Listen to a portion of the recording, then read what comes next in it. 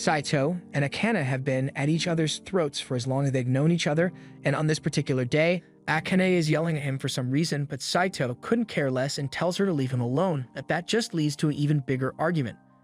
One of Akane's friends, Hitomare, comes over and she finds it funny how they are always fighting, but now that she thinks about it, Akane seems to care way too much about what Saito does, so she's starting to wonder if there's something going on between the two of them. Akane is disgusted and denies having any feelings for Saito, because she'd much rather have a roach crawl into your ear and go out with him. And Saito is equally offended by the idea of dating someone like her, so they start arguing some more.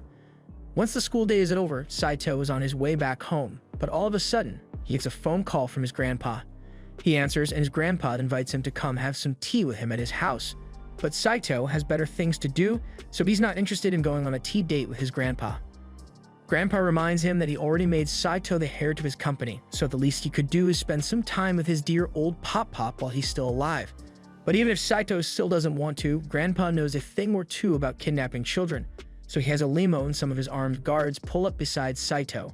Saito briefly considers running out there like a track star, but then he realizes his grandpa is definitely crazy enough to have him shot and sent to the hospital, so he decides to comply. He gets in the limo, and while the guards are driving him, he asks where he is being taken. The guards are apologetic because they know their boss is being unreasonable, so he tells him that they were instructed to bring Saito to a villa, but they don't know what Saito's grandpa is planning. Saito's grandpa, Tenryu Hojo, once saved the Hojo group from the brink of collapse, and under his leadership, the Hojo group became a global high-tech corporation, so it isn't a stretch to say that he's one of the richest and most powerful people in the world. And it may be hard to believe, but Saito's grandpa cares about his grandson more than anything. But Saito's father, on the other hand, seems to care a lot more about milk. Eventually, they arrive at the house, so Saito sits outside and waits for his grandpa to show up. But while he's waiting, Akane unexpectedly shows up, and the first thing she does is yell at him. She asks Saito what he's doing here, so he explains that his grandpa asked him to come, and as it turns out, Akane's grandma invited her here for tea as well.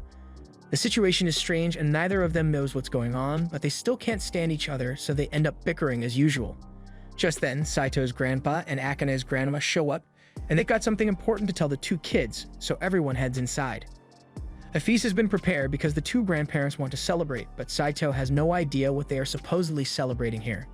He also notices that Akane hasn't touched her food at all, so he asks if she's alright. But his concern is met with a roast because Akane says his ugly face made her lose her appetite. The two start arguing again, and both grandparents find it very amusing since it reminds them of how they used to act when they were back in high school. Saito is getting sick of this, so he asks them what they wanted to talk about, and the two respond saying that Saito and Akane are going to get married.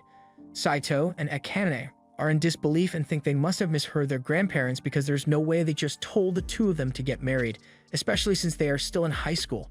But their grandparents are dead serious about it. Tenryu and Chiyo have known each other since they were kids and were even in love back then, but due to some petty arguments, they ended up drifting apart. Tenryu and Chiyo both ended up marrying other people, but after a lifetime apart, both of their partners are 6 feet under, so the two decided to reconnect, and ever since, Tenryu has been blowing Chiyo's granny back out every night. The point is, even though they are happy with their lives now, they can't help but wonder what could have been had they stayed together as a couple when they were kids. And what better way to relive their youth than to drive their grandkids into it and force the two of them to get married? It sounds like a joke, but they are both fully invested in this plan, and Chiyo expects Akane to give a detailed account of what Saito's back shots feel like later. Akane objects to the marriage because marriage is something that's supposed to be done out of love, not because two old people want to watch their grandkids getting frisky. Plus, Saito points out that it's literally illegal to force kids into marriage, and there's nothing Tenryu or Chiyo can do to make them agree to the marriage. Tenryu had expected that response, which is why he came prepared with some legal blackmail. He signals for the door to be opened and gives Saito an ultimatum. Either he marries Akane or the dog dies. Saito doesn't really care because that's not his dog, but then Tenryu threatens to write Saito out of his will and renounce him as his heir. That's something Saito does care about, so he's starting to think that marrying Akane might not be so bad, but Akane is still strictly opposed because if she's going to get married, and she only wants to do it with someone she loves. Just then, Chiyo calls Akane over, so Akane goes to her grandma's side, and she whispers something into Akane's ear. And whatever she said must have been a serious threat because it sends shivers down Akane's spine.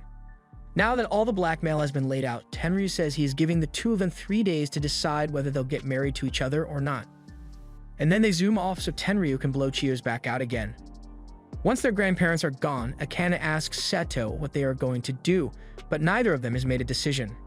Getting Gisone would be really bad for Saito, but he needs to have all the details first, so he asks Akane what threat her grandma made so he knows how bad her situation is. Akane gets defensive and refuses to tell him since it's a private matter. Later that night, Akane is laying in bed and thinking about how she has never managed to outperform Saito, and what pisses her off even more is the fact that he always beats her without even trying. She decides to call Himari to ask for advice on what she should do, and after explaining the situation of being forced to marry someone she doesn't like, hypothetically of course, Himari is surprised that stuff like that still happens. Akane asks what Himari would do if she were in the same situation, so Himari tells her that she would have to refuse since she has someone she already likes, and she would never marry someone else. Akane is surprised to hear that Himari has a crush since she has never mentioned him before, but that's just because Akane never asked. Akane asks for the details, but Himari doesn't want to tell her the guy's name for now since she still hasn't confessed to him yet, although she doesn't admit that it's someone from their class. They've talked about Himari's love life enough for one night, so Himari changes the subject and asks Akane if she's in love with anyone. Akane has never had time to fall in love with someone before, and right now the only emotion Akane is feeling is a burning hatred for a certain someone. Since Akane doesn't have a crush or anything, Himari thinks it would be fine if she just got married like her grandparents want. After all, assuming this hypothetical guy isn't a serial killer, they could just live together and split rent and bills, so it would be a great way for Akane to save on living expenses. Although she probably need to give birth to an heir at some point, so she might end up getting non-stop back shots to make that happen, and Akane doesn't think she could handle that. Meanwhile, back at his house, Saito is having a panic attack because he already has a hard enough time dealing with Akane at school, but if they end up married, then he will never be able to escape her constant nagging. Saito's cousin, Shies, can tell that something is bothering him, so she asks him what's wrong, and Saito explains that their grandpa is threatening to disown him if he doesn't agree to his demands. That definitely sounds like something their grandpa would do, so she asks Saito what he plans to do. She's perfectly fine with him giving up his rights to the company if that's what he wants, because even if he ends up becoming a hobo, she will still love him the same.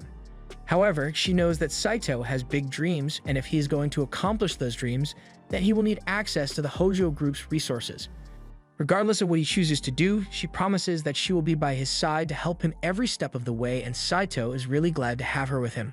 3 days go by and both Saito and Akane meet with their grandparents because they have made their decisions and are going to get married. Since that has been settled, Saito says he and Akane will file the paperwork for their marriage once they graduated, but that's not good enough for their grandparents because they expect Saito and Akane to be in their life as a married couple immediately. They've even got a brand new house lined up for them, so they drop them off there and drive off. Akane starts freaking out because she can't just suddenly start living with Saito, but Saito is already desensitized to the BS his grandpa pulls, so this doesn't surprise him. The two of them head inside, and if nothing else, this house is actually pretty nice, so Akane thinks living here might actually be fun. Or it would be if she didn't have to stay here with Saito. This place is fully equipped with everything they could possibly need, but there's just one problem: there's only one bed. They call their grandparents to complain about the bed, but they intentionally set it up that way because they want Saito and Akane to sleep together. In fact, they are making it an official rule that Akane and Saito must sleep in the same bed every single night, and Chiyo wishes Akane luck with the inevitable pounding she'll receive. Saito realizes that their grandparents must have set up cameras in order to watch them at night, which is most definitely illegal, but he can't figure out where they put them. However, while Saito is worrying about the cameras, Akane is worrying about having to sleep in the same bed as him. She nervously asks if he really intends to do it tonight, but Saito has no idea what she's talking about, so Akane gets embarrassed and starts yelling because she thinks he's going to double stuff her all night until she can't walk anymore. Saito has no idea how she came to that conclusion, but he tells her he has no intention of doing that. However, Akane still doesn't trust him, so she threatens to stab him with her comically large pencil if he tries anything and runs out of the bedroom. For now, they still need to get their stuff unpacked, so Akane is carrying her stuff upstairs, but that box looks pretty heavy, so Saito asks if she needs any help. Akane rejects his offer because she thinks Saito just wants to get a hold of her stuff so he can do pervy stuff with it. Besides, she's perfectly capable of doing it by herself. If she doesn't want his help, Saito isn't going to force the issue, but after taking a few steps, Akane loses her footing and falls backwards. Thankfully, she wasn't falling with an umbrella, so Saito catches her and she's perfectly safe, but he asks that she be a little more careful because if she ends up getting herself killed, he'd become the prime murder suspect. After everything has been unpacked, Saito finds a meal his grandpa left for him to eat, and Tenryu may be a jerk sometimes, but this is actually pretty helpful. After warming up the pizza, Saito is about to start eating, but Akane smells the food and she's really hungry, but she's too stubborn to ask for a piece. Saito doesn't want her to starve, so he ends up giving her a slice, but she takes it and immediately leaves without even saying thank you. A few minutes later, Saito is ready for bed, so he heads into the bedroom and lays down to go to sleep, but then Akane comes in and he remembers that they have to share the bed. They both agree that they weren't going to do anything, but there's no way Saito can fall asleep like this. To distract himself, he starts a conversation and asks Akane why she agreed to this marriage, but she still doesn't want to give any details about her reasons. This marriage is just a formality, so she's just going to have to put up with it for the sake of her dream, even if it means following their grandparents' weird rules. Saito suddenly realizes that if their grandparents can arbitrarily make up rules whatever they want, then it's only a matter of time before they make a rule about the two of them having kids. Akane realizes he's right, so she freaks out a little, and in the process, Saito accidentally touches her butt, so yet another fight ensues. That brings us back to the present, where Akane reminds Saito that under no circumstances is he allowed to tell anyone that they are married. Saito tells her that he already intends to keep it a secret, but Akane still doesn't trust him because what guy wouldn't want to brag about getting married to her? The next day they walk into the classroom together. Akane is stopped by Himari, whom noticed her talking to Saito outside earlier. Curious, Himari asks what that was about. Akane, flustered and unwilling to reveal their secret, quickly says it was nothing. Himari finds this strange since Akane seemed angry at Saito before. Hoping to end the conversation, Akane lies and says she just told him to stop speaking to her so casually. Meanwhile, Saito sits at his desk only to find Shuzi standing in front of him with a blank expression. She steps closer and sniffs him. Noticing his shampoo smells different, she asks where he slept last night. Saito, wanting to hide his secret marriage to Akane, awkwardly looks away and claims his dad bought a weird shampoo, so he's trying it out. She keeps her dull gaze and remarks it's not just the shampoo, he smells like a girl. Without another word, she leans in and gently bites his neck. Then, as if concluding a mystery, she states he must be married. Saito's eyes widen in shock. Before he can respond, Shize reveals she noticed strange behavior from their grandpa and his company, so she investigated. She even discovered their new house. As she's about to say he married Akane, Saito covers her mouth and rushes her out of the classroom. Takes her up a single flight of stairs and is seen panting heavily. Our boy needs to start hitting the gym. Shize smirks and tells him she has no reason to keep his secret since he never informed her about the marriage. However, she offers to stay quiet on one condition. After some thought, she decides her price. His life will be in her hands from now on. A couple of hours later, Saito slumps at his desk, exhausted after an intense PE class. Just as he starts to relax, Akane and Himari approach him. Akane scolds him for leaving the PE equipment out instead of putting it back in the storeroom. Saito defends himself, explaining that the next class would be using the equipment, so he thought it would help to leave it out. Their bickering escalates, drawing amused looks from their classmates, who have grown used to their banter and find it entertaining. Later that afternoon at home, Saito is reading when he hears Akane scream from the kitchen. Rushing in, he finds her standing in front of the open fridge. She demands to know why it's filled with so many juice cans. Saito calmly explains that he bought concentrated vegetable juice because it's rich in vitamins and will make them healthier. Akane glares at him and then snaps that it won't make them healthier since it lacks proper nutrition. Saito comes prepared, opening the second fridge to reveal shelves stacked with cup noodles. Akane stares in horror before screaming at the top of her lungs. Saito, oblivious to her distress, beams with pride, thinking she's impressed. He confidently explains that her reaction is justified because cup noodles are the ultimate food, cheap, quick, and convenient. Akane glares at the ground, dreading the conversation, and asks where he plans to get his protein. But Saito, ever prepared, grabs a bottle and his trusty tub of protein powder, proudly declaring that humanity invented protein shakes for this exact reason. He mixes one with dramatic flair, adding that the ideal shake balances whey and casein in perfect harmony. Sliding the bottle across the table, he offers her a taste. She looks at him with increasing alarm, asking if he plans to survive solely on cup noodles and vegetable juice. Saito nods, insisting that this is the pinnacle of cooking.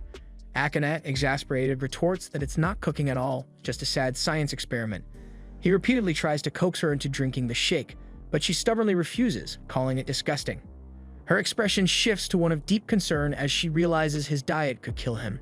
And if he dies, their marriage ends with him. Determined to intervene, Akane declares she'll show him what real cooking looks like. Saito dismisses her, saying he's fine with his protein shake, but she cuts him off and orders him to watch. She quickly dons a cooking apron and gets to work. As she moves around the kitchen, she glances at Saito, seated at the dining table with a blank, almost puppy-like expression. She thinks to herself that he'll be blown away by how good her food tastes. When she finally places the food in front of him and sits across the table, she waits eagerly for his reaction. Saito picks up his chopsticks and cautiously checks the dish for hidden traps such as nails or explosives. Finding none, he takes a bite. His eyes widen slightly as memories of childhood meals flood back and a faint smile appears on his face. Akane, still watching, asks him what he thinks. To her surprise, he says it's just a simple, home-cooked meal, but to him it means everything.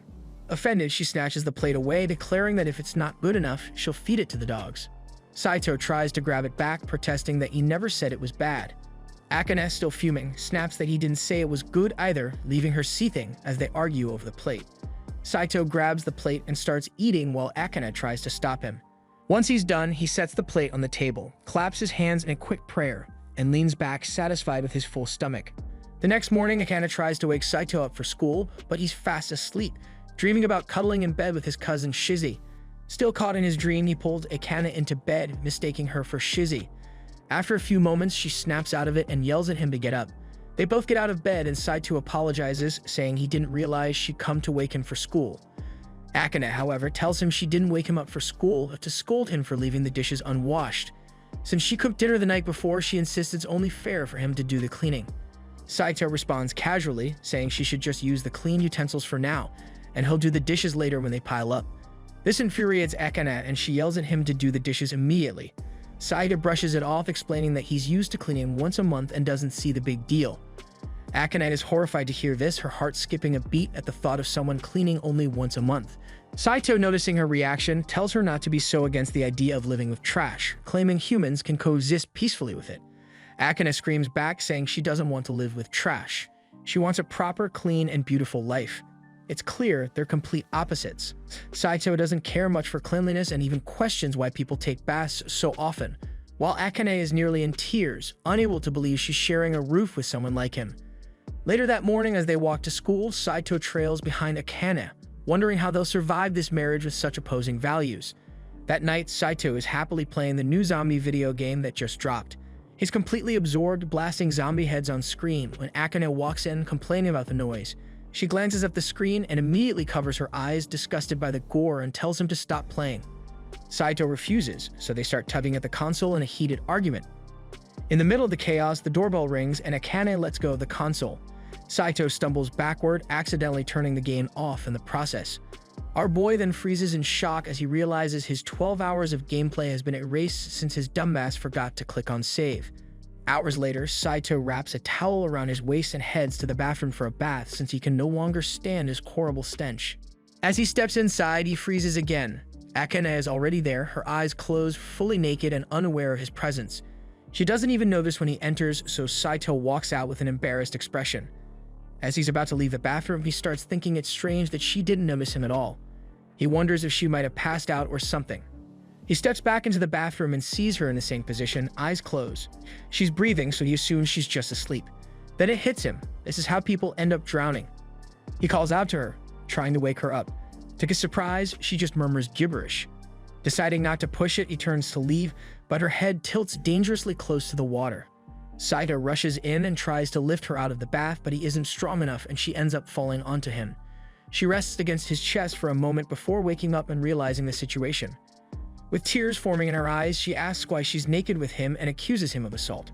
Saito stammers, trying to explain, but she doesn't listen and calls him a pervert, ordering him to get out. A short while later, Akane is dressed and blow-drying her hair, still stunned that Saito, her biggest rival, saw her naked. She begins to consider that she might have fallen asleep in the bath and wonders if he was actually trying to help her. Later that night, Saito is reading in bed when Akane walks into the room, a hint of guilt visible on her face. Feeling bad about how she reacted earlier, she tries to start a conversation and apologize. But Saito, clearly not in the mood, simply says he's going to sleep. That reaction from him hurts her feelings and she starts quietly crying in bed. The next day at school, Himari notices Akane seems down and asks what's wrong. Hearing the question, Akane rushes to hug Himari. They sit down and Akane explains her problem with Saito, but she keeps his identity anonymous because she doesn't want Himari to know about their marriage. Himari thinks it over and suggests giving the person a big hug. Akane immediately rejects that idea. Instead, Himari advises her to talk things out with a person, reminding her that respect is a two-way street. It's about respecting them too. Meanwhile, Saito is having lunch outside with Shizi and venting about his issues with Akane.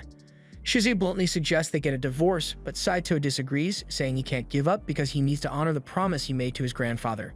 Since divorce isn't an option, Shizi advises him to focus on getting along with Akane. She stands up from the bench and tells him it's not that hard. All he has to do is listen to her, be sensitive, and learn to compromise. Later that day, Saito comes home determined to try Shizi's advice. But as he opens the door, he sees Akane standing there with an intensely angry expression. Startled, he tries to walk past her, thinking he'll follow the advice later. Before he can leave, Akane grabs his arm, her expression softening as she gently asks if they can talk. Saito assumes she's about to bring up divorce, but to his surprise, she wants to discuss how they can make their marriage work. A few moments later, they sit across from each other with cups of tea, agreeing they'll need to set some ground rules if they're going to live together. Saito begins by saying he prefers washing his clothes and dishes only when they pile up, but Akane raises her voice slightly, saying she refuses to live such a dirty lifestyle. Hearing that, Saito agrees to do his laundry more often, which surprises Akane since she didn't expect him to be that cooperative.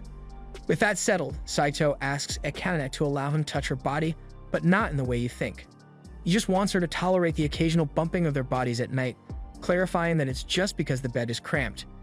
Akane hesitantly agrees, her face flushed, but she warns him that she won't forgive him if he tries touching under her clothes. Now that they've addressed the basics, Saito suggests they make it a habit to thank each other for even the smallest things, believing it will help them grow closer. Akane agrees but insists he compliment her cooking more. She reminds him of how he previously called her food normal, which she didn't consider praise. Saito, on the other hand, thinks calling it normal should be enough, but he doesn't argue further. Later that night, Akane is on the phone with Himari, telling her they made some small progress in their relationship. She notices Saito approaching and quickly ends the call. When Saito enters the room, he sees her lying on the bed with a deep blush, awkwardly giving him permission to touch her body. But our boy decides to fumble the bag as usual and tells her that he's not going to do that. Over time, things start improving between them. One day, Saito surprises Akane with a thoughtful gift, showing he's willing to put in effort for their relationship. That evening, Akane prepares an extravagant dinner with several delicious dishes. This time, Saito compliments the food, saying it's really good. Akane blushes, locking eyes with him, and shyly says she's glad to hear that. After the meal, Saito takes it upon himself to wash the dishes, but can't stop thinking about how Akane looked at him after his compliment. Just then, Akane joins him in the kitchen and offers to help with the dishes. Saito is shocked since he never thought of her as the type to care about helping out. As she washes alongside him, he starts to see her in a new light. He realizes that while he's only seen her in bad moods before, she's actually really beautiful when she's not angry. One night, Saito is busy reading his favorite book when Akane interrupts him. She tells him she rented a movie that caught her attention. Saito assumes she wants him to move, so he starts to get up, but Akane stops him. Confused, he stares at her, unsure of what she wants. With a shy and embarrassed expression, she holds up the movie tape, 24 uncut hours of kitten footage. She says she wants them to watch it together. Saito is baffled and considers this to be utter bullshit, wondering why anyone would want to watch kittens for 24 hours straight. Fortunately, Akane finds the 3-hour version of the movie instead, and Saito quickly suggests they watch that version instead. They begin watching the movie, and while Akane enjoys every second of it, Saito dozes off on the couch, bored out of his mind. When the movie ends, Akane expresses how much she loved it and suggests they watch the full 24-hour version next time. Saito suddenly wakes up from his nap, disoriented and muttering something about an alien planet. Since they watched something Akane likes, she insists it's only fair for Saito to pick the next thing to watch. However, Saito admits he prefers games to movies. Unfortunately, Akane doesn't know how to play games. Determined, Saito holds his controller up and vows to teach her, hoping she might even enjoy gaming as much as he does. Akane doubts she'll ever like it, let alone get addicted. 30 minutes later, Akane is having the time of her life, celebrating her victory after defeating a game boss. She cheers loudly and Saito watches her with a faint smile, surprised at how much fun he's having with his so-called arch-nemesis. Later that night, as they lie in bed, Saito wakes up and notices Akane isn't covered by the blanket. He adjusts it, pulling the blanket over her. To his surprise, Akane is already awake. She thanks him for the fun they had that day. Facing opposite directions in bed, Saito tells her she can pick the next game they buy and he'll pick the next movie they watch. Akane then tells him to stop addressing her without actually using her name, adding that she prefers when he calls her Akane. The next day at school, Akane helps Saito pick up an eraser he dropped. As Saito lifts his head from his desk, he thanks her and Akane blushes lightly in response. Himari walks up to Akane moments later and asks if she and Saito had a fight. Not wanting anyone to know she's getting along with Saito, Akane insists they're always fighting. However, Himari senses something is off. Their behavior doesn't match their usual constant bickering. Feeling cornered, Akane rushes out of the classroom and goes home, skipping the first period entirely. A few hours later, Saito is in the library searching for a book when Shize sneaks up behind him.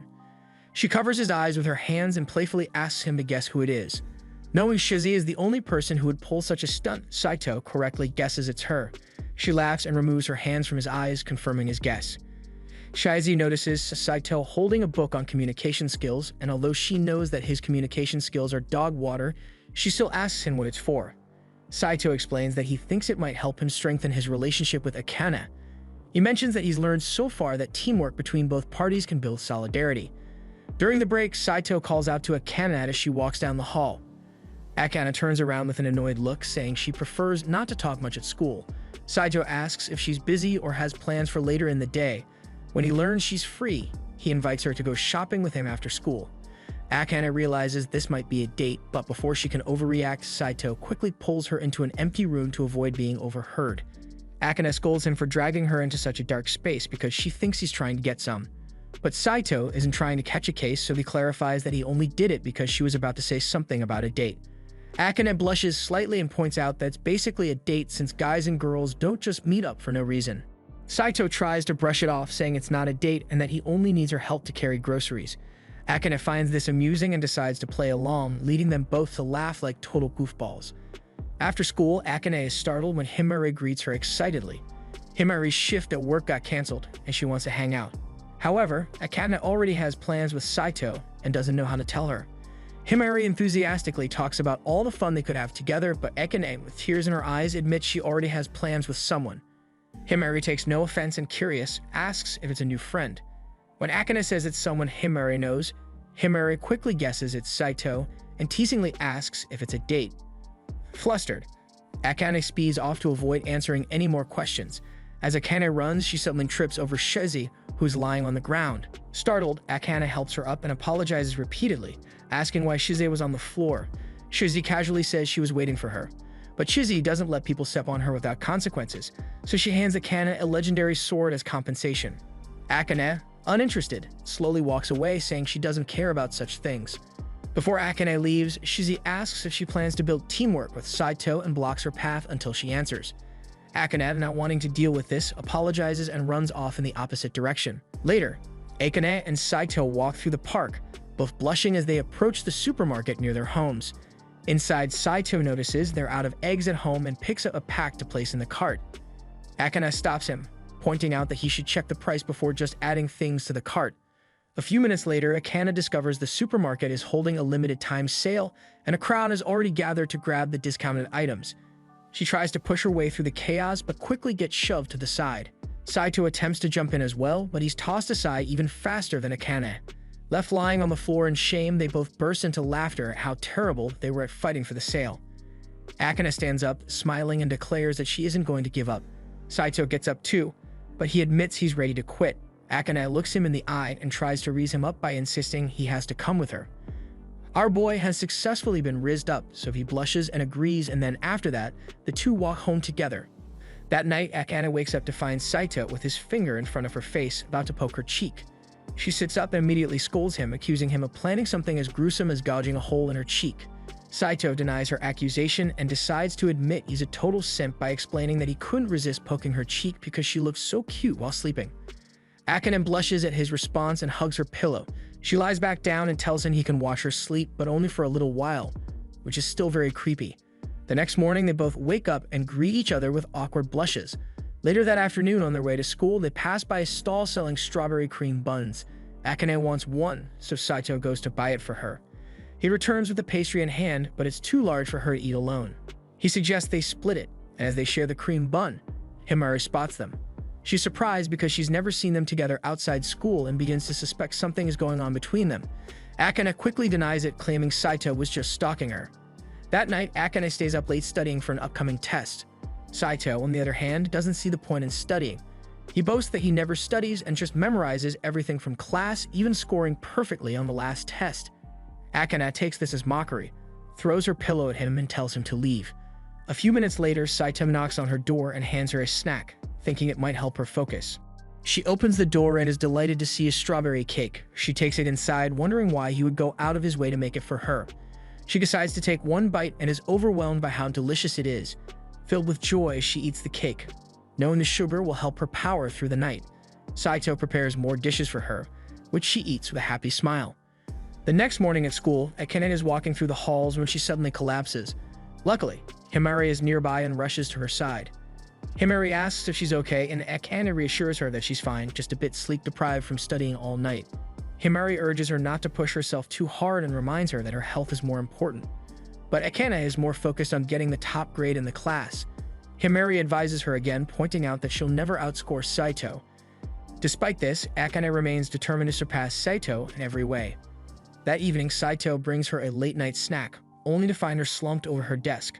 Assuming she's fallen asleep, he moves closer but notices her uncomfortable expression.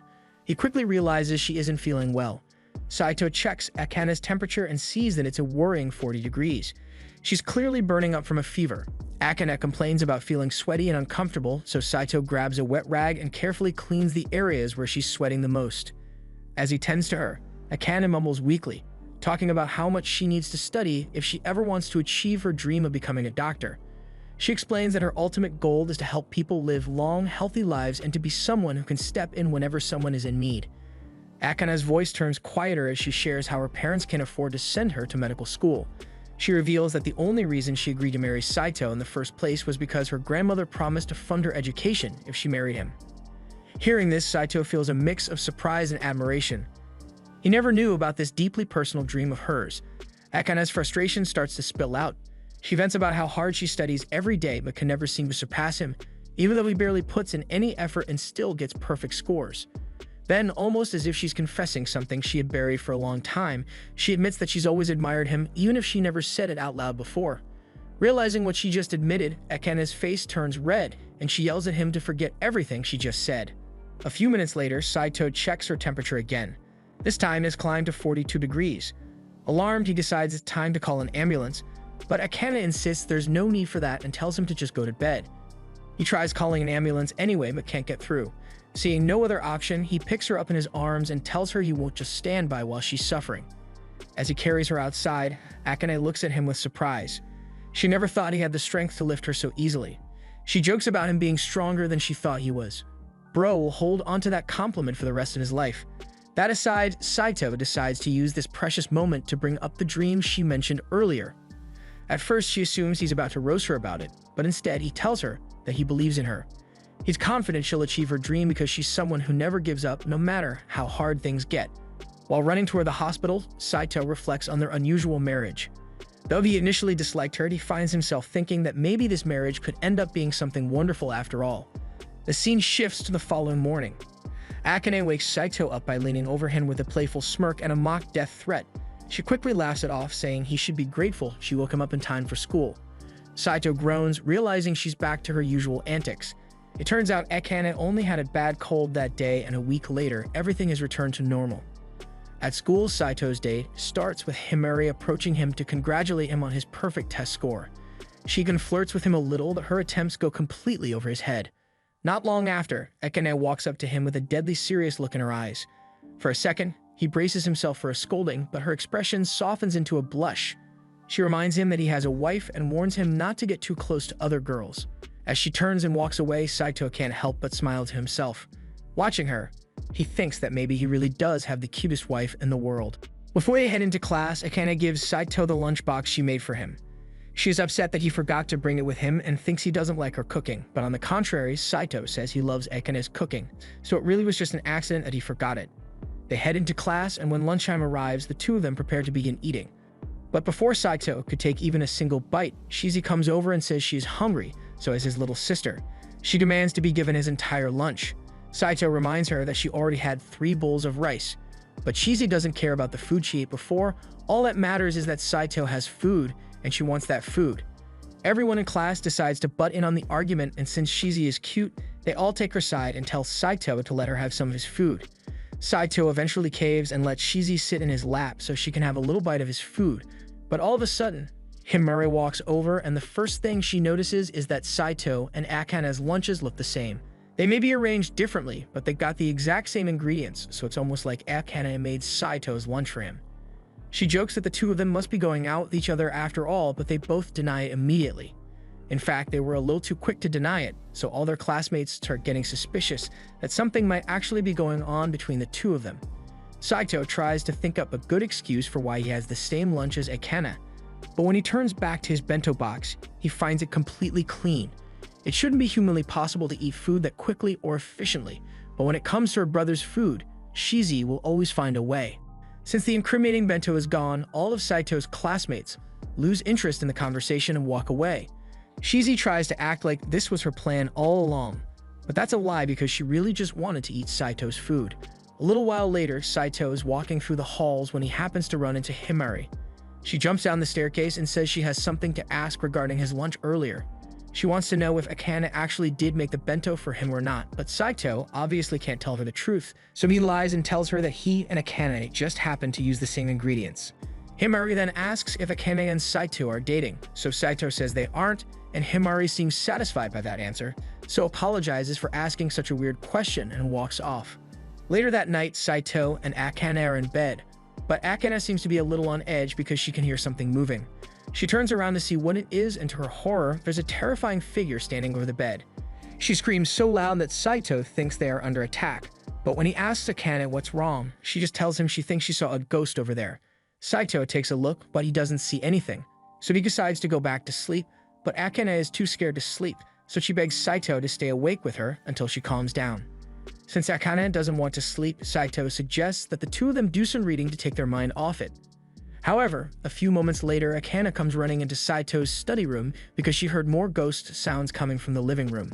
Saito asks if she managed to record anything as proof, but she didn't, so he thinks Akane is overreacting. He heads out of the room, and Akane asks him where he's going, so he tells her he's just going to the bathroom. However, Akane still doesn't want to be left alone, so she begs Saito to let her in the bathroom with him while he takes a dump. Saito did not agree to her request, but that wasn't the end of it because a few minutes later, Akane comes into Saito's room and tells him she's about to take a bath, so she wants him to come in with her. Saito can't believe what he's hearing, but Akane is dead serious about it, so he ends up sitting outside to shower while Akane takes a bath. The next day, Saito meets with Shizi on the roof of the school, and he's complaining a lot about how weird Akane has been acting recently. Akane keeps talking about some ghosts running around their house, but he doesn't think it's true since he has never seen anything himself. Shizi, on the other hand, says there really might be a ghost, but to confirm, she needs to talk with Akane.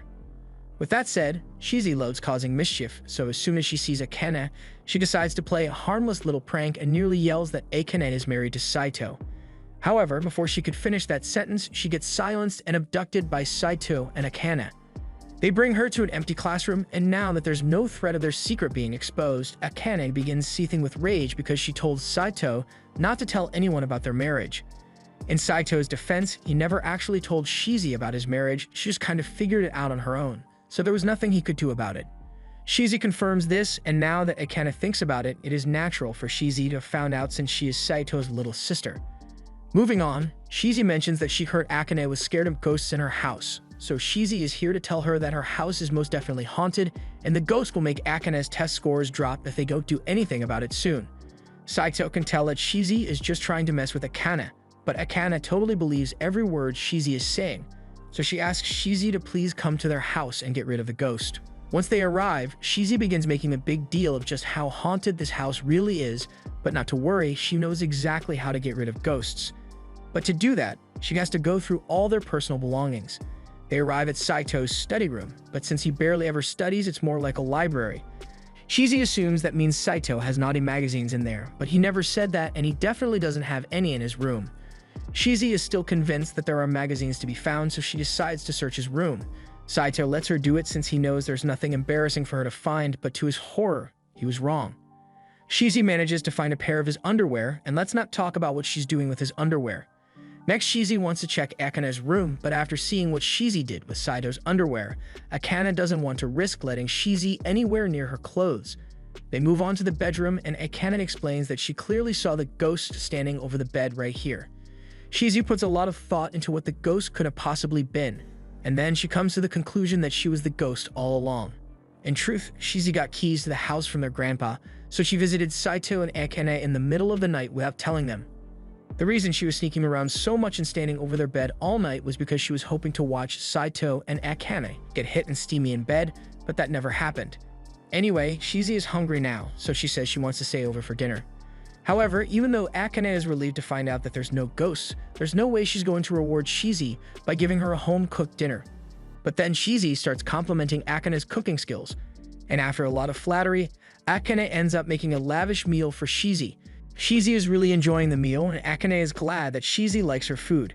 But when Shizi gets a piece of food stuck on her cheek, Saito picks it off her face without a second thought, so Akane can't help but notice that the two of them seem usually close with one another. After dinner, Saito and Shizi head to the living room to play some games together, and yet again, Akane can't help but get the feeling that some incest is going on here. I mean, look at them. Saito can tell that Akane is slightly mad about something, and while she is a little bit jealous of how close Saito is with Shizi, she won't admit that, so she yells that she's not mad at all. Saito is really confused and doesn't know what Akane could possibly be upset about, but he doesn't want to stick around to find out, so he says he's going to take a bath. Shizi gets up as well and says she'll follow him. But this is where Akane draws the line, since Shizi is pretty much the same age as Saito, so there's no way this is okay. Shizi says she and Saito always bathe together, so it's not a big deal, although as far as Saito remembers, the last time he had a bath with Shizi was before he moved in with Akane. Akane has heard enough at this point and declares that the two of them are not allowed to bathe together in this house, no matter how natural they think it is. A couple hours later, Saito is lying in bed when Akane comes into the bedroom. She asks where Shizi is, so Saito tells her that Shizi is still playing games in the living room. Akane is relieved, since that means she can finally talk with Saito in private. Saito has no idea what she wants to talk about, but he's willing to listen, so he puts his book down. The first thing Akane wants to talk about is that cat game he was playing with Shizi. Saito usually never buys cat games, so if she had known that he bought a cat-themed game for her sake, then she would have asked to play with him. Saito says he didn't bring it up because he knew how much Akane wanted to study, but even so, Akane would have gladly taken a break to play with him. Also, she wishes she could have played it before Shizi did, but Saito has no idea why that would be important to her. He asks if there's a special reason behind it, but Akane just gets embarrassed and yells that for someone so smart, Saito can be really dumb at times.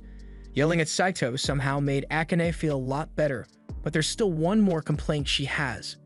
She tells Saito that she thinks he pampers Shizi a little too much, but again, Saito thinks it's perfectly normal. Besides, Shizi is blood-related. All of a sudden, Akane feels a hand grab her ass, and Saito feels a hand drifting dangerously close to his meat, so both of them are getting really mixed signals right now. They both deny doing anything, and a few seconds later, Shizi pops out from underneath the covers, and it turns out she was just messing with him again. She says she is going to spend the night in their bed so she can be next to Saito while she sleeps like always. Again, Akane can't believe that Saito always sleeps with Shizi, but Shizi really enjoys lying next to her brother. Akane gets to have it all to herself most of the time anyway, so one day with Shizi shouldn't be a problem. Akane tries to explain that she only sleeps with Saito because their grandparents forced her, but Shizi assumes Akane just wants to be alone with Saito, so she offers to sleep on the floor instead. However, Akane doesn't want Shizi to misunderstand anything, so she says they should all sleep together after all. Later that night, Shizi turns to Akane and tells her that she needs to be more direct about her feelings for Saito.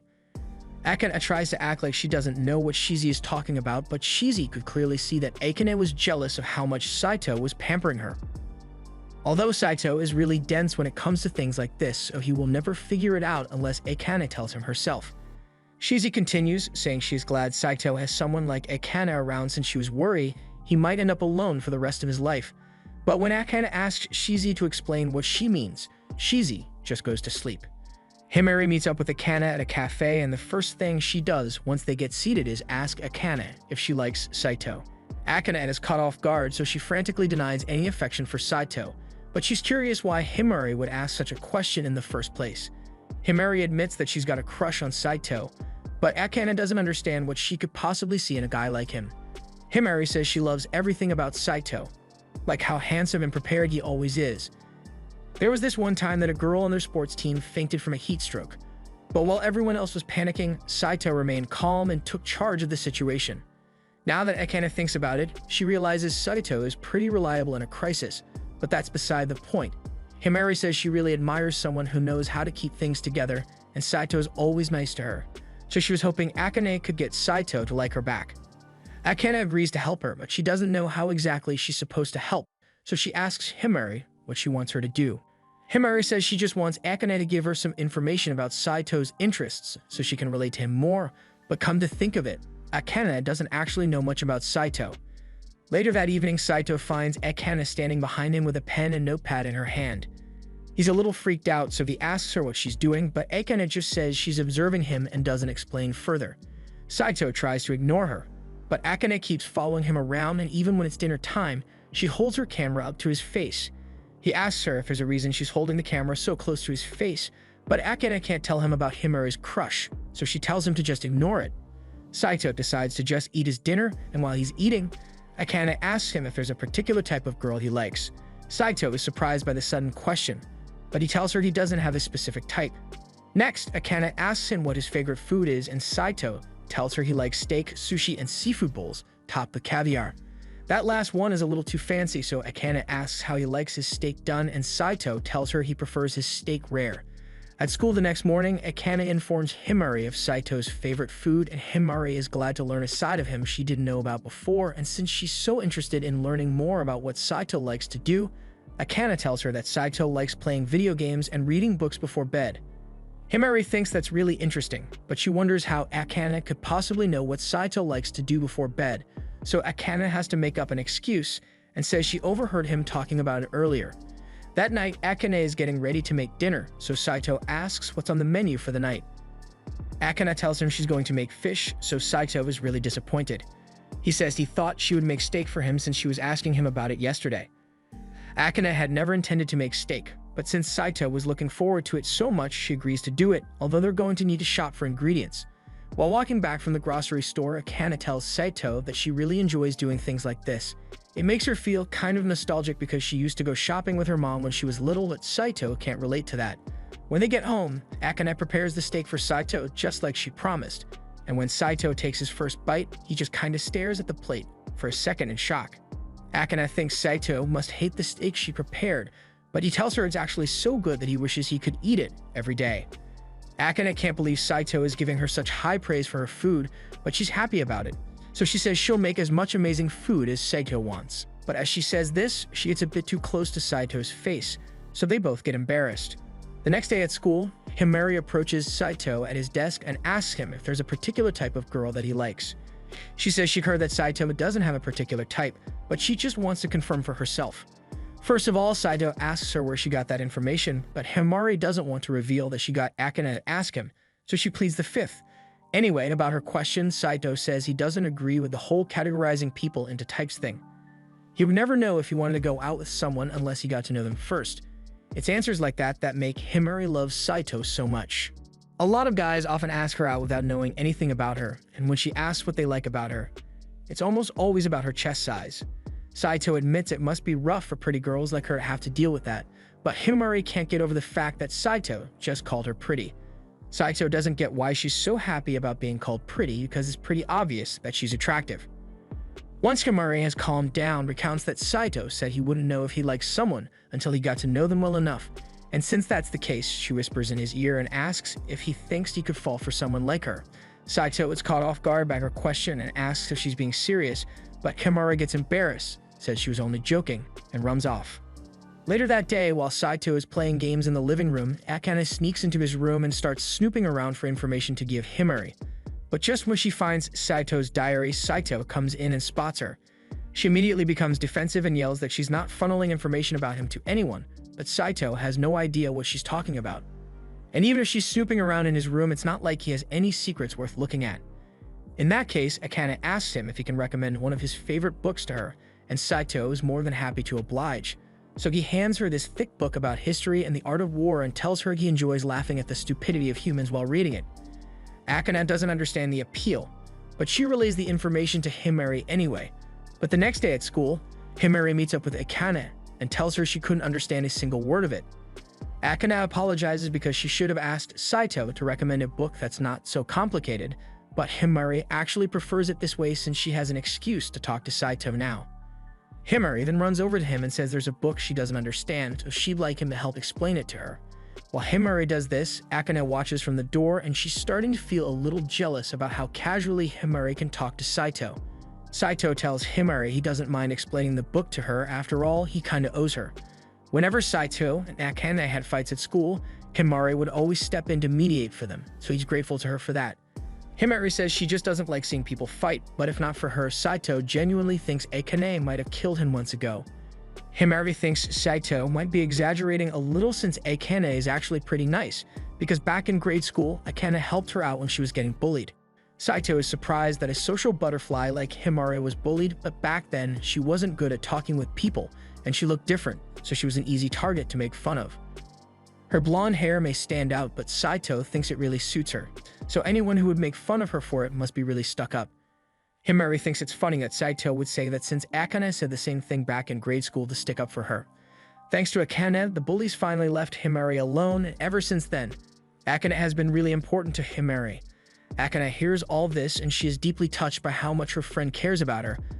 But just then, Shizi appears and asks her if she's jealous of Himari having a crush on Saito.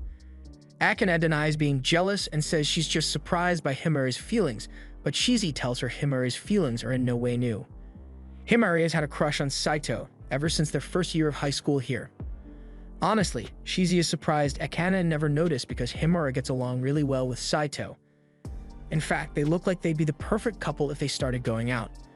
Akane starts looking a bit uncomfortable at the thought of Saito and Himari as a couple, so Shizi asks her if she's hoping Saito and Himari don't start going out, but Akane doesn't have an answer to that. After school that day, Himari meets Akane outside to thank her for all her help since she got to spend the day talking with Saito about the book. She is really happy, so she offers to buy Akane a strawberry parfait to show her gratitude. She suggests that the two of them could spend the night at Akane's house and have fun like usual. Akane is really excited to have Himari over since it's been a long time since they've gotten to hang out together, but then she realizes that it'd be really bad for Himari to find out that she lives with Saito. She tries to make an excuse that her house is too messy for her to come over, but Himari remembers hearing Shizi talk about visiting Akane a few days ago, so why would Akane allow Shizi to come over, but not Himari? Himari assumes Akane must just not like hanging out with her anymore, but Akane assures her that's not the case. Akane eventually ended up agreeing to let Himari come over, so she hurries home to warn Saito ahead of time. They can't let Himari find out that both of them live together, so she asks Saito to hide all his stuff in his room until she leaves. Unfortunately, the doorbell rings and they realize that Himari has already arrived, so they don't have any time to spare. Akane tells Saito to start hiding his stuff while she keeps Himari busy. Saito gets to work gathering his stuff, but he doesn't have enough time to hide it in his room, so he ducks behind the counter as Himari and Akane walk back in. Once Himari and Akane sit down to chat, Himari tells her that she plans to ask Saito out on a date tomorrow, so she wants to know if Akane is okay with that. Akane doesn't understand why Himari is asking for permission from her, so Himari explains that Akane has always been fixated on Saito ever since their freshman year, so even if she claims to hate him, Himari knows some part of he must secretly have a thing for Saito, and Himari wouldn't want to get in the way of that. She likes Saito, but she likes Akane even more, so if Akane isn't comfortable with her going out with Saito, she won't ask him out. Again, Akane assures Himari that she doesn't care if she asks Saito out because she hates him more than anyone in the world. Saito heard the entire conversation, and he's starting to feel down because he didn't realize Akane still hated him so much. The next day, Himari gets Saito alone in an empty classroom to ask him out on a date, and while that's happening, Akane and Shizi are standing outside the door. That night, while Saito is having dinner with Akane, he tells her about his date with Himari and asks her how she feels about it since they are technically married. Akane gets up and yells that this marriage is fake, and that she has no feelings for Saito, so whomever he dates is none of her business.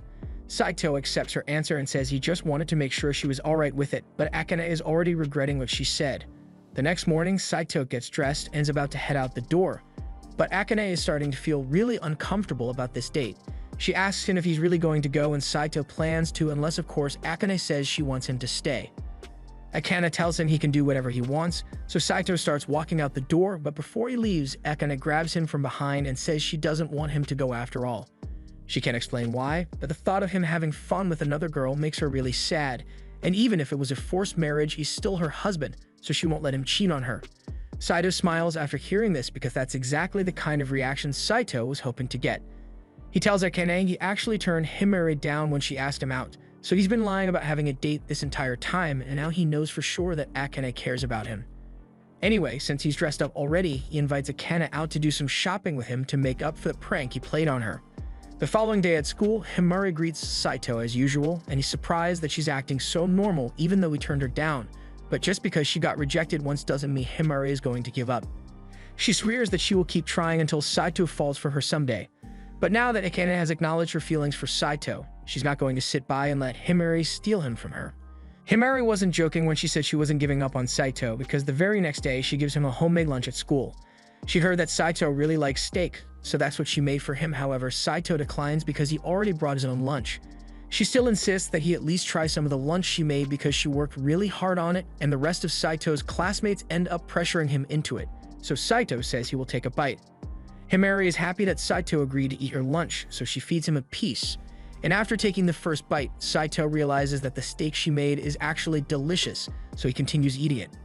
Akane gets upset that Saito is enjoying Himari's food so much, and even though Himari doesn't understand why Akane would be jealous, she tries to make her feel better by feeding her as well, and Akane gets embarrassed.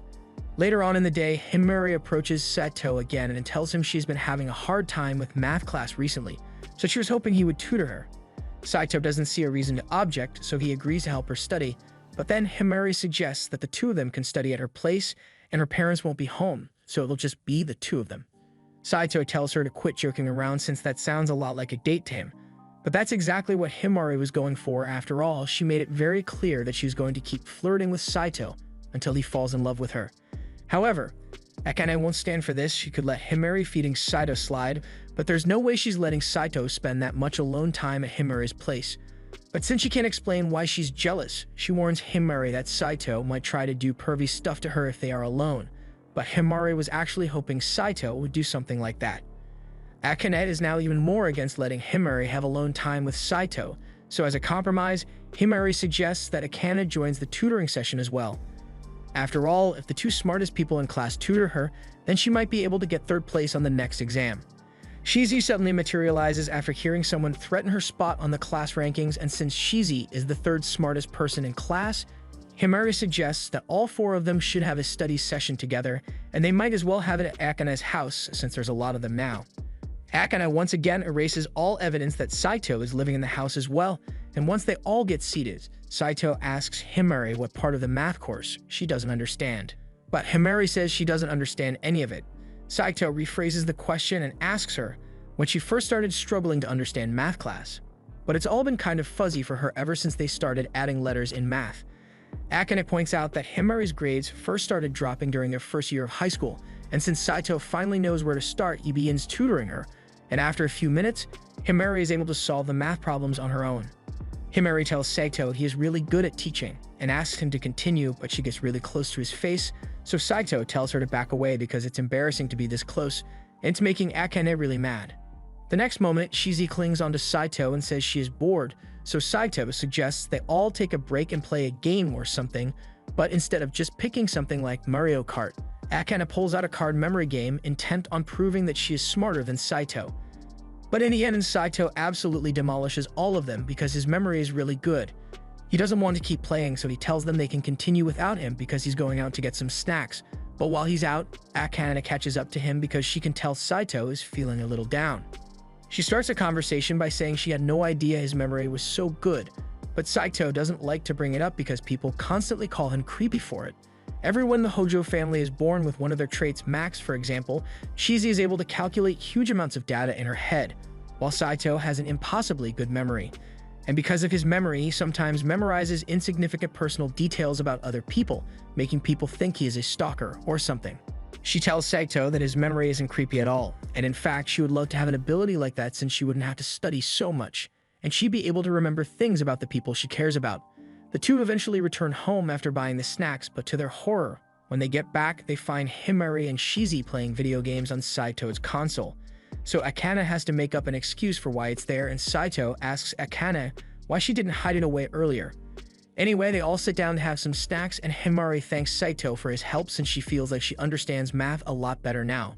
Saito says tutoring her was fun for him since Himari catches on quickly, so he'd be happy to help if she ever needs tutoring in the future.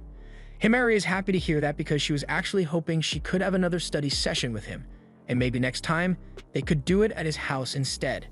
Saito chokes up at this a little since this is technically his house, so he tells her she can't come over. Himari thinks it's cute how flustered Saito is, so she tries getting closer to him, but in the process, she accidentally knocks over her cup of tea and stains her shirt. Saito instinctively runs over to the drawers to get a towel for Himari to dry her shirt, and Himari is grateful, but she asks how Saito knew where the towels were. Saito tries explaining it away by saying he just guessed, and Himari doesn't question it since Saito is really smart. Anyway, she needs to go take care of the stain on her shirt, so Shizi leads her to the bathroom, and while she's gone, Akane gets upset with Saito and tells him this is all his fault for agreeing to tutor Himari. Saito says there's nothing wrong with helping a friend study, but Akane is jealous because Saito has never offered to help her study before. However, that's straight up false because Saito clearly remembers trying to help Akane study once and she yelled at him for it. Akane says she only did that because she was too ashamed to accept help from her arch nemesis. Just then, the lights in the house go out and Akane is deathly scared of the dark, so she clings onto Saito. He tells her it's just a power outage, so he wants to go check the breaker box, but Akane doesn't want to be left alone. She suddenly apologizes for being so stubborn all the time, but Saito tells her she's fine the way she is. Sure, she can be a bit annoying at times and has trouble expressing herself, but overall, he is starting to understand that she doesn't mean any harm by it, so he doesn't mind if she acts a little selfish on occasion. Just then, the lights come back on and Himari and Shizi come back into the living room, but Himari spots Akane holding onto Saito and she thinks it's nice that the two of them are getting along. The next day, Saito is talking to Shizi at school because he couldn't figure out what caused the power outage yesterday, so he asks her if she had anything to do with it, but Shizi's hands are clean. Just then, Himari comes up to Saito and asks him if he can tutor her again today, and Saito agrees, so Himari invites Akane as well. However, Akane says she doesn't want to join this time because she has nothing to learn from someone like Saito. But after Himari leaves, she was up to Saito and asks him to please help her study when they get home. That night, Saito teaches Akane a good method to memorize things, and it works really well for her, so she thanks him for sharing his study methods. But this isn't really Saito's method in the first place. He has never had to study, but he came up with a couple study methods as an experiment and tried them out with different people to see how it would work. Although Akane is the first one to memorize things so easily with it, so it must be because she's naturally smart. With that said, Saito thinks they've studied enough for one night, so he wants to call it a day, but Akane wants to keep studying till morning. Saito knows she is studying to become a doctor, but he still doesn't understand why becoming a doctor is so important to her. She tells him it's none of his business, and Saito admits that she's right, but he still wants to know about Akane's motivations regardless. Since Saito wants to know more about her, Akane agrees to tell him and begins explaining that when she was younger, she had a little sister who was very sick. Her sister could hardly get out of bed, and Akane's parents had to work day in and day out to cover her hospital bills, so they were never around much. Akane's sister would constantly cry out in pain, but all Akane could do was pat her head and watch her suffer until the day she eventually died. She couldn't save her sister back then, but there are other people out there just like her who are suffering right now, so Akane wants to do everything she can to save those people. Saito is glad Akane opened up to him, but since she told him about her late sister, she's been feeling gloomy ever since. Saito doesn't know what to do about it, so he goes to Shizi to ask her for advice on the matter. After telling Shizi about the situation, she thinks about it for a second and tells him that Akane would probably feel better if she got to do something fun with Saito, like shopping. Saito says he goes shopping with Akane all the time. That's not the kind of shopping Shizi was talking about. Even though Akane probably won't admit it, Shizi figured out that she's into a lot of girly stuff, so inviting her to go shopping for sweets or something stylish would be more appropriate. And Shizi knows the perfect place since there's a festival in town with all sorts of sweets from around the world. That same day, Saito goes up to Akane while she's making dinner and asks her if she wants to go out with him on their next day off. Akane is so shocked that she accidentally burns the food, but she agrees to the date with Saito, and the next day, she goes to talk to her grandma about it. Her grandma is so excited that Saito and Akane are finally getting along that she could die with no regrets right now, but before that, she has to prepare Akane for the date. So she brings her to a hidden closet full of clothes she had been gathering for the day Akane falls in love, but Akane denies being in love with Saito. The day of the date finally arrives, and when Saito sees Akane, he is stunned for a moment because she looks really lovely in that dress. They head out into town, and Saito suggests that they go to a cat cafe first since he knows how much Akane loves kitties. But Akane immediately says they can't go there. She's come here before, and let's just say she went a little overboard, so she's banned from that cafe for life, but she still really wants to go in. Since the cafe isn't an auction, Saito takes Akane to a karaoke room, but Akane starts freaking out because she thinks Saito is going to try something now that they are alone. Saito reminds her that they literally sleep in the same bed every night, so if he was going to try something, he would have done it a long time ago. Akane picks out a song for them to sing, and they actually have a lot of fun singing together, and afterwards, Saito takes her to a lemonade store that he thinks she'll like. Akane gets a strawberry lemonade, and Saito was right because she really does love it. She has had a lot of fun today, but she's curious why Saito asked her out in the first place, since he always does things for a reason. Saito admits that he was trying to make her feel better because he made her remember some painful memories, and Akane is surprised since that was awfully considerate of him. In return, she says Saito can pick a place he wants to go to next, and she'll tag along with him. But she soon regrets those words because Saito takes her to a supplement store. As soon as they walk in, a big buff dude offers Saito a platter of supplements, and he immediately starts scarfing down as many as he can, and he looks like he's really enjoying himself. After Saito bought all the supplements he needed, he and Akane start walking home, but along the way, Akane spots a ring that she really likes in one of the shops. Saito tells her she should get it for herself if she really likes it that much and Akane wants to, but it's too expensive for her to afford. Saito takes a look at the price and it really is expensive, but Akane says she'll just have to wait until she starts working and can afford to buy it for herself. Although by then someone else would probably have bought the ring. They continue walking home, and Akane thanks Saito for asking her out today because she really does feel a lot better. But Akane's good mood doesn't last forever because the next day she's back to complaining about every little thing Saito does.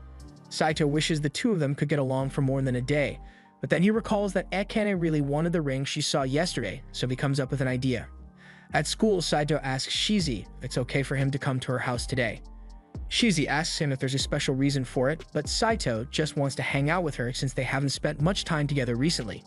Shizi would love to have him come over, so she calls for her ride, and a few minutes later her limo pulls up outside.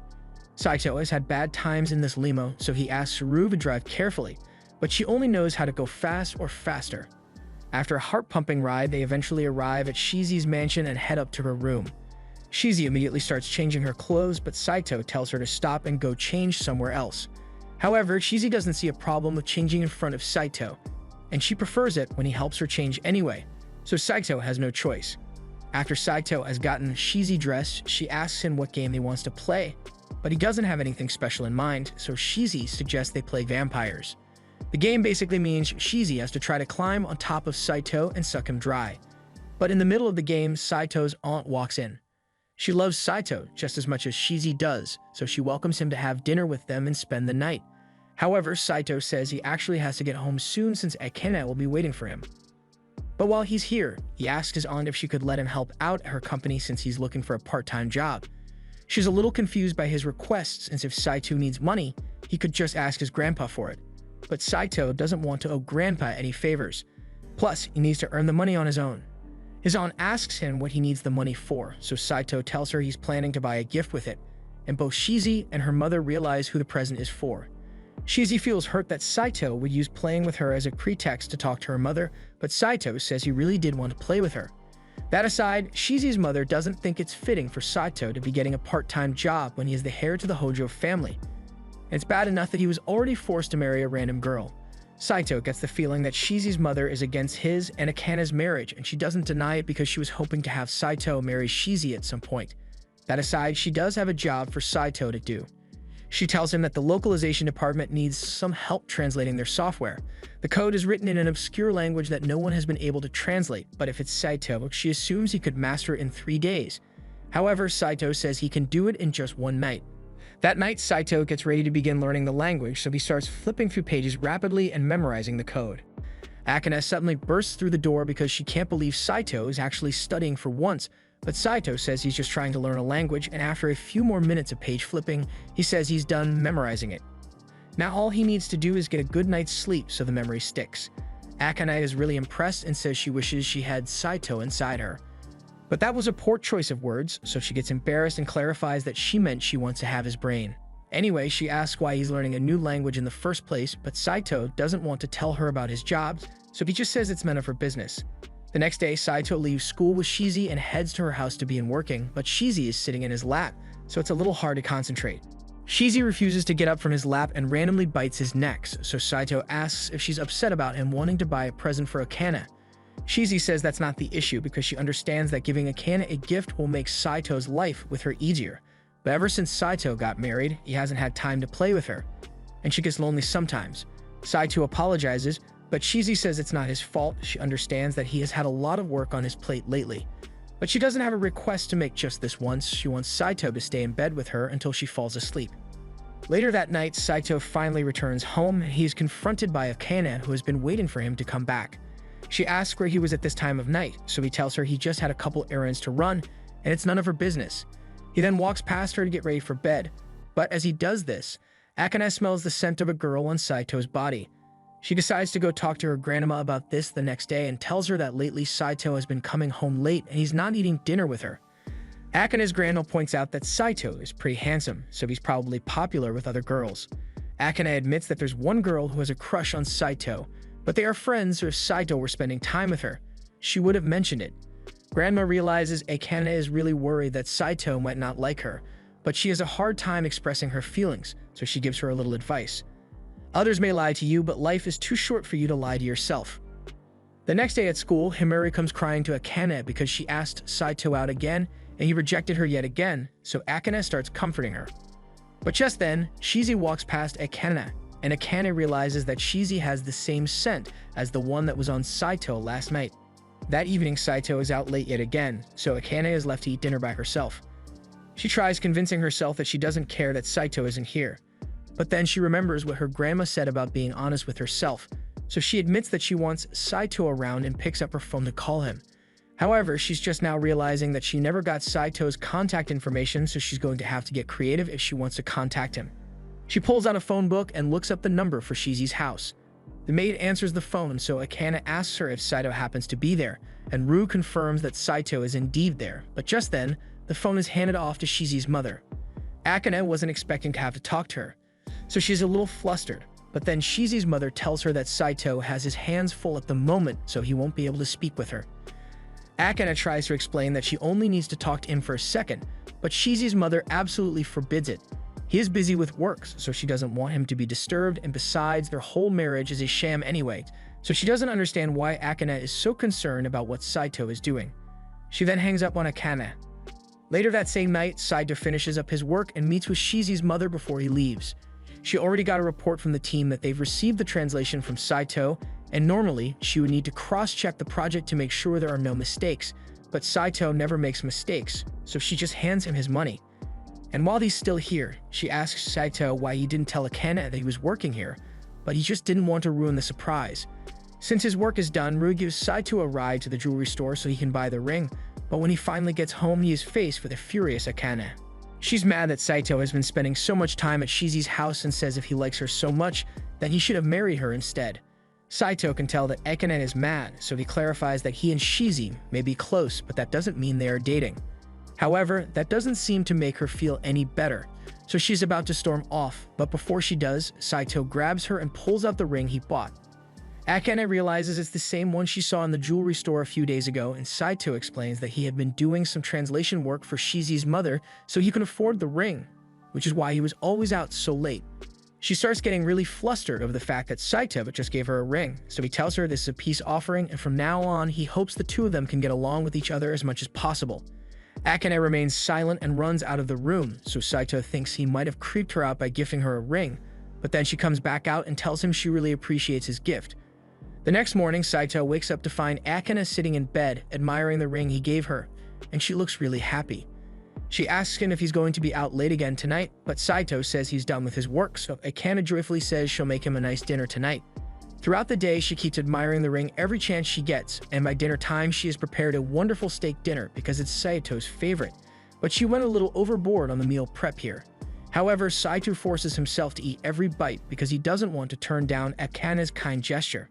The next day, as they walk to class, Saito is still feeling sick from all the steak he ate last night, but then he notices that Akane is still wearing her ring. He grabs her hand and pulls her away before anyone sees it. Akane has no idea why Saito suddenly dragged her away, so Saito points out that Akane has her ring on, and while he's glad she likes it, they can't let their classmates see it and start asking questions. Akane says she understands, so she'll put the ring in her pouch for now and only wear it at home. However, after returning home, she is hit with a horrible realization. She lost the ring. Akane frantically searches through her bag, but it's not in there, so she goes outside to retrace her steps in hopes of finding it.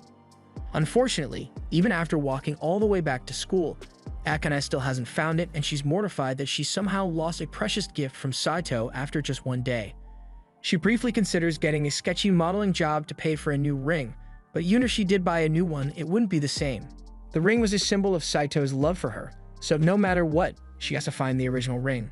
The next day, Akane tries searching the grocery store to see if she might find the ring there, but she had no such luck, so she sits down on a park bench to cry about it for a minute. Shizi soon shows up, and it doesn't take her long to figure out that she lost the ring Saito bought for her. Akane panics because she doesn't want Saito to find out she lost it, but Shizi tells her she doesn't have to worry because she's going to help her find it. She and Shizi proceed to search the entire school for it, but by nightfall, they still haven't found it yet. Akane apologizes for keeping Shizi out so late and tells her she can go home now, but she's going to keep looking on her own for a little while longer. Shizi tells her she doesn't have to carry the burden alone, but Akane says it was her fault the ring got lost in the first place, so she needs to be the one to find it no matter how long it takes her.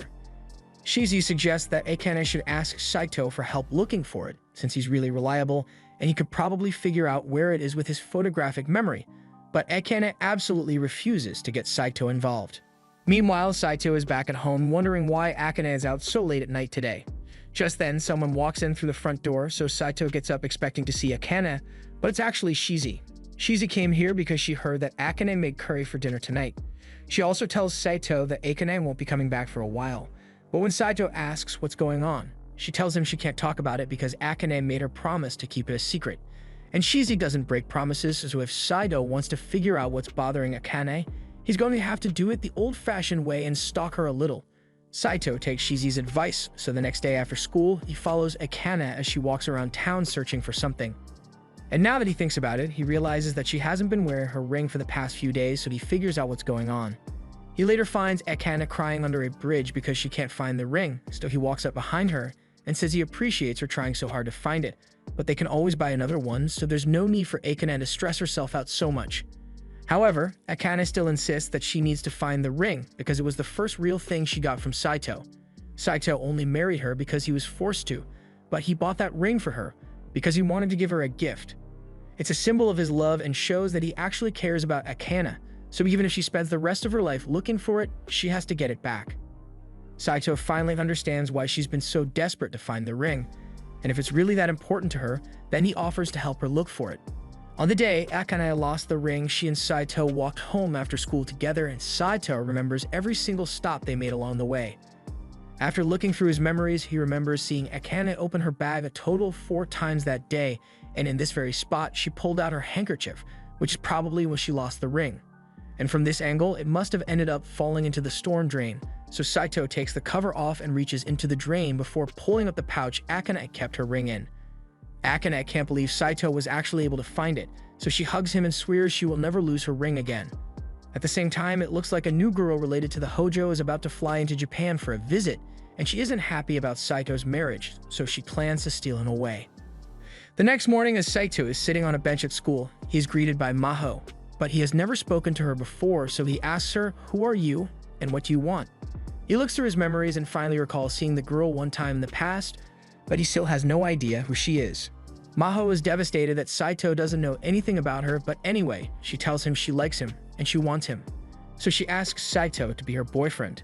Saito is beyond shocked by the sudden proposal from an absolute stranger, but Maho says she's not a stranger because she actually knows a lot about him. Like the fact that he was asked out by Himari, but he turned her down, and the fact that he's currently living with Akane. Saito becomes serious and asks how she could possibly know that, but Maho dodges the question and asks him if he is willing to go out with her now.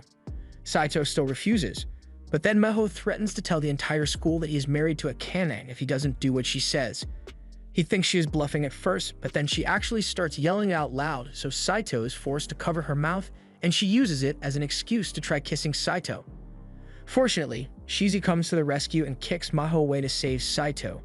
She swears that she will protect Saito no matter what, but she forgets to protect herself because when Maho comes back, she goes after Shizi since she's so cute.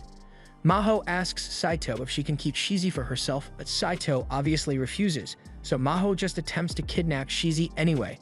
Luckily, the school bell rings just in time, so Maho drops Shizi and excitedly runs off to pack up her stuff. Saito is relieved that he can finally relax, but Shizi can tell that Maho is going to be troublesome, so she warns Saito to be careful.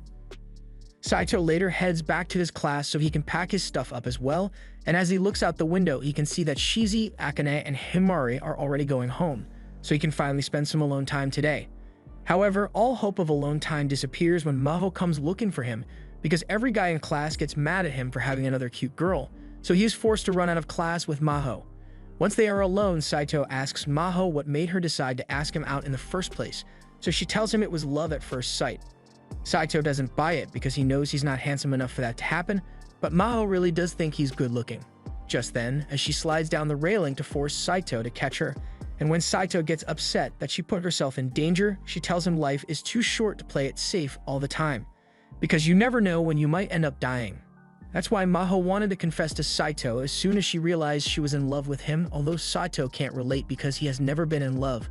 Maho asks him if he's really not in love with Akane even though they live together, but Saito tells her it's not a matter of whether or not he likes her, he just has no choice.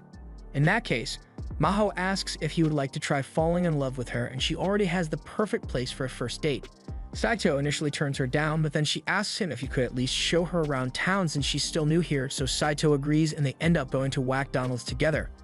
While there, Maho orders this absolutely massive cheeseburger and don't understand how, but she managed to inhale the entire thing in 1 second. Saito is shocked by how much she likes junk food, but he can't really judge her for it because he likes junk food just as much. Maho says her sister always yells at her whenever she eats junk food, but you know it's annoying. Maho knows her sister is only looking out for her. Just then, she notices some sauce on Saito's finger, so she decides to seize the opportunity and licks it clean. Saito is concerned that Maho was willing to lick his fingers with no hesitation, but he's even more concerned about the fact that she just took a picture while doing it, so he demands that she delete it immediately. She refuses, so he chases after her, and when he gets outside, he finds Maho sitting around the corner of the building out of breath. She can't run away anymore, so Maho deletes the photo and Saito is satisfied, so he tells her they can go back to the shopping district now. Maho is surprised that Saito still wants to hang out with her after what she just did, but Saito was never really mad at her. He just can't have her taking pictures of him like that.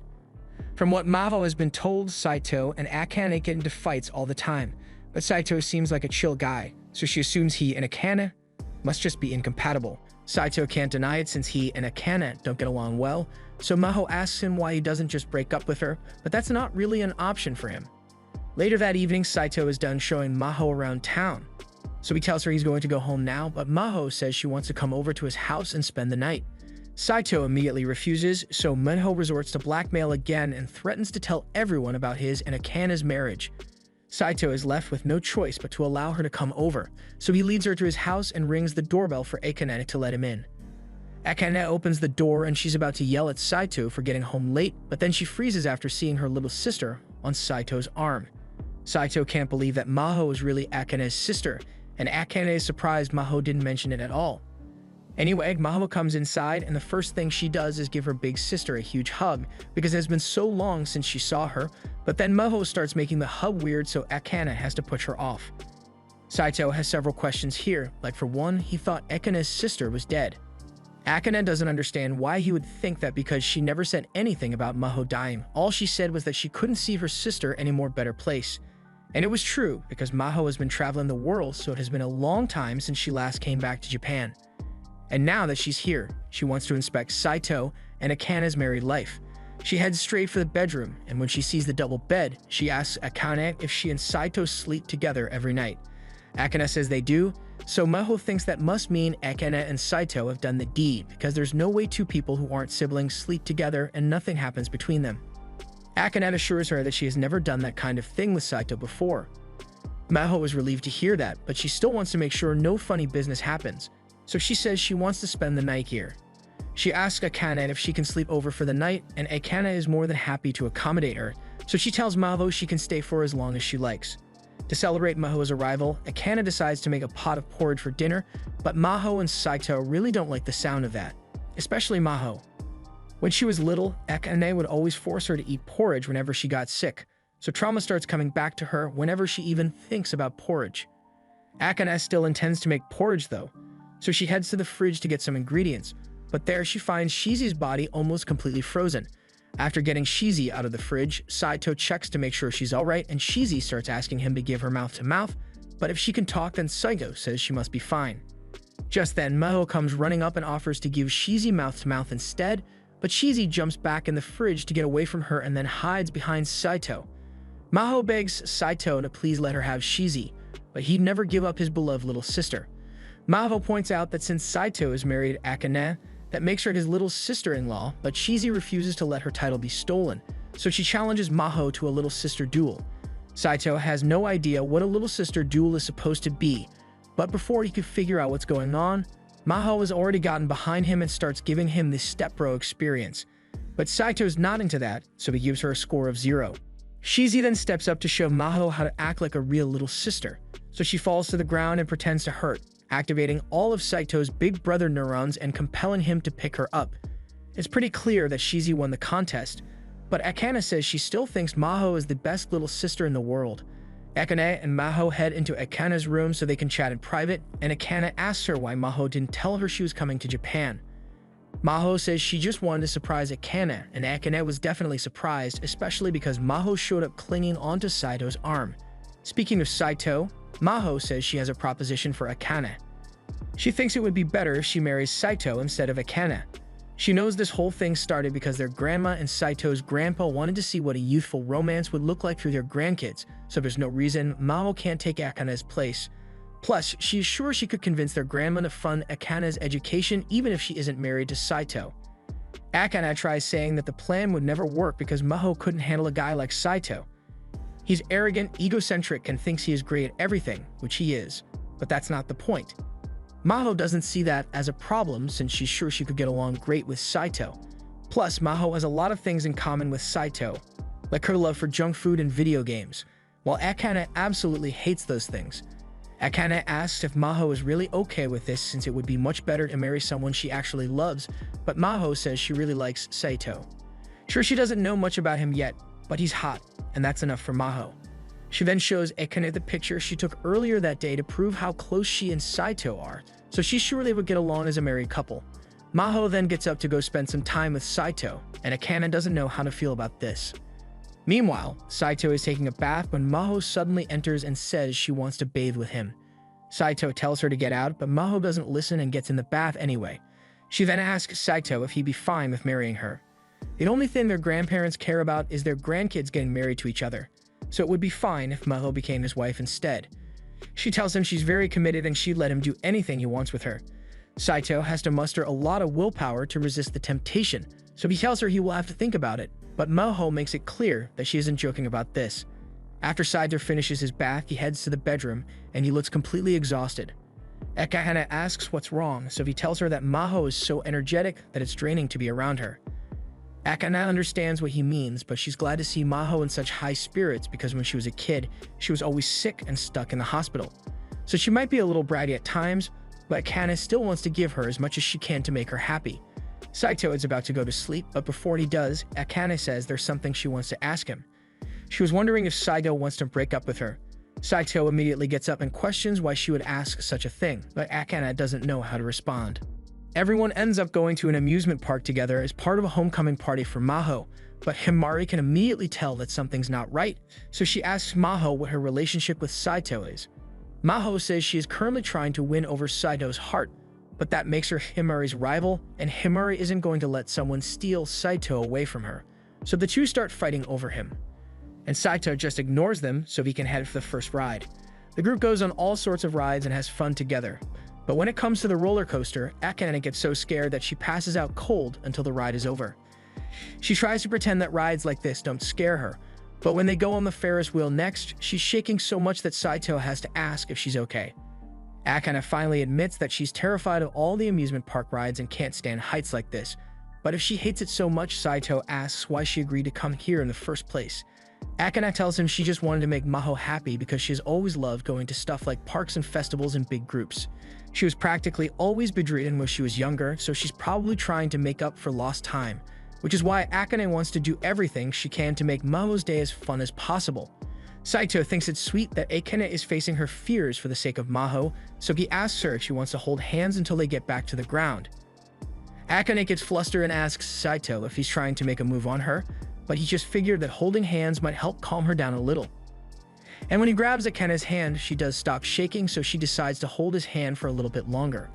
However, no amount of hand holding could have stopped Akane from freaking out at the haunted house, so Himari has to wait outside with her while she calms down. Saito and Maho don't seem to have a problem with it though, and Maho is particularly enjoying how realistic everything is. But Saito reminds her that the point of a haunted house is to get scared, so why come here if she doesn't think it's scary? Maho tells him she just really enjoys watching other people freak out. All of a sudden, Maho falls to the ground, so Saito asks her if something is wrong. She tells Saito that she just got a little too excited and got tired, so she can't walk right now. She asks Saito to carry her outside, so Saito does and lays her down on a park bench so she can catch her breath. He asks Maho if there's any medication she needs to take or if he needs to go get Akane. But the last thing Maho wants is for Akane to start worrying about her again. So she gets up and tells Saito she was just faking it. Saito can't believe Maho would fake something like this and yells at her for it because you shouldn't joke about life or death situations. She apologizes, but she says she really is fine, and to prove it, she starts spinning around, but that just makes her dizzy. That evening, after Saito is done getting ready for bed, he lays down to go to sleep, but to his surprise, the person next to him isn't Akane, it's Maho, and she's on top of him now. This might be an awkward time to bring this up, but Saito asks Maho if she recalls being at one of his grandpa's parties a while back. Right around when he graduated elementary school, Saito remembers going to a party that his grandpa was hosting, and there was this one girl that he spent the whole night talking to, but he never managed to get her name. The girl looked exactly like Maho, so Saito wants to confirm if it really was her back then. Maho tells him the girl was her, and she's glad that Saito still remembers her after all this time. But now that that's out of the way, she wants to get down to business and starts unbuttoning Saito's shirt. Saito tells her they should at least get to know each other before this kind of stuff, but Maho says it's fine because she's in love with Saito anyway. But Saito doesn't know what she's talking about because he can clearly tell that Maho hates his guts for some reason. Maho tries to deny it, but no matter how much she keeps saying she loves him, none of her words hold any weight, so Saito knows she's lying. Maho eventually admits that she really does hate Saito, but that doesn't matter, she still wants to at least kiss him. Just then, Akane walks into the bedroom and finds Maho on top of Saito. And no amount of explaining from Saito could convince her that nothing happened here, so Hana yells that she hates both of them and kicks them out of the house. Maho still isn't taking this seriously and asks Saito if they should camp out together for the night. Saito tells her he's just going to walk her back to her house, but Maho asks where he's going to stay for the night. Saito could probably head over to Shizu's house for the night, but he doesn't want to bother her, so he says he will just stay at a hotel, and as soon as he says this, Maho asks to tag along. Saito doesn't want to spend the night in the same room as her, so as soon as he arrives at the hotel and gets his room key, he runs inside and locks the door behind him. Maho starts banging on the door and trying to convince him to let her in, but Saito is already dressed for bed, so he tells her to just go back to her house already. But then Maho threatens to break the door down with the fire extinguisher she just found, so Saito is forced to let her in. After wrestling the fire extinguisher out of Maho's hands, Saito ends up pinning her in the bed to stop her from causing any more trouble and says he's kicking her out. But then Maho starts crying. At first, Saito thinks she's just faking it, but Maho is genuinely in tears because she thinks Saito hates her now, just like Akane. Saito asks if Maho is bothered by what Akane said earlier, and of course she is. In all the years Maho has spent with Akane, she never really got mad when Maho would pull pranks like this, so for Akane to say she hates Maho and kick her out, it must mean she'll never talk to Maho again. Maho apologizes for causing Saito so much trouble and offers to make it up to him with her body, but Saito still refuses. After pushing her off him, Saito tells her he's willing to let her stay for the night, but she has to quit trying to seduce him. In that case, Maho asks him if he can tuck her in and pat her head until she gets to sleep, and Saito does the same for Shizu all the time, so he agrees and the two go to sleep. However, the next morning, Saito notices that something is wrong with Maho. She's gasping for air and feels cold, so Saito asks her if she's alright. Maho tells him that she didn't take her usual medication last night, so she isn't feeling too good. Saito asks why Maho didn't take her pills, but she didn't have a chance to grab them when Akane kicked her out of the house last night. She thought she could manage one meg without them, but it looks like she was wrong. Saito says he's going to call an ambulance for her, but Maho asks him to stop because if he calls an ambulance, then Akane will find out and she doesn't want her to worry.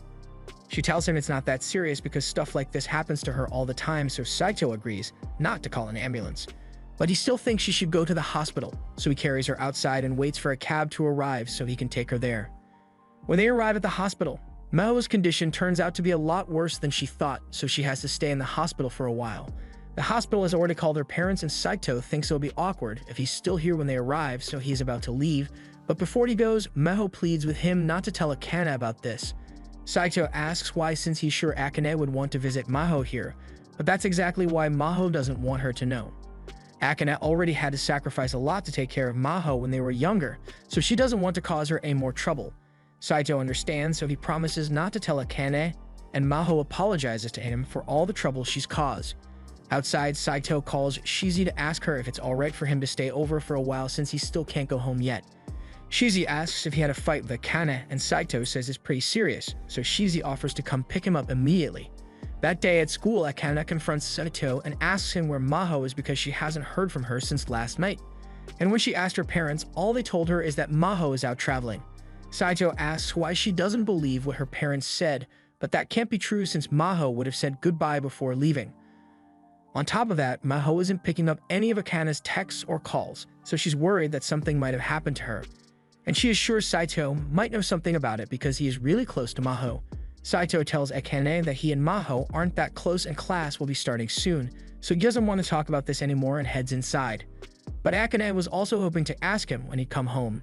After school that day, Saito went to the hospital to visit Maho and brought her a burger. Maho is grateful for the junk food, but Saito tells her he can't keep bringing stuff like this for her, otherwise he will get in trouble. He asks her why she's traveling the world when her condition is still so poor, so Maho tells him it's because she's afraid.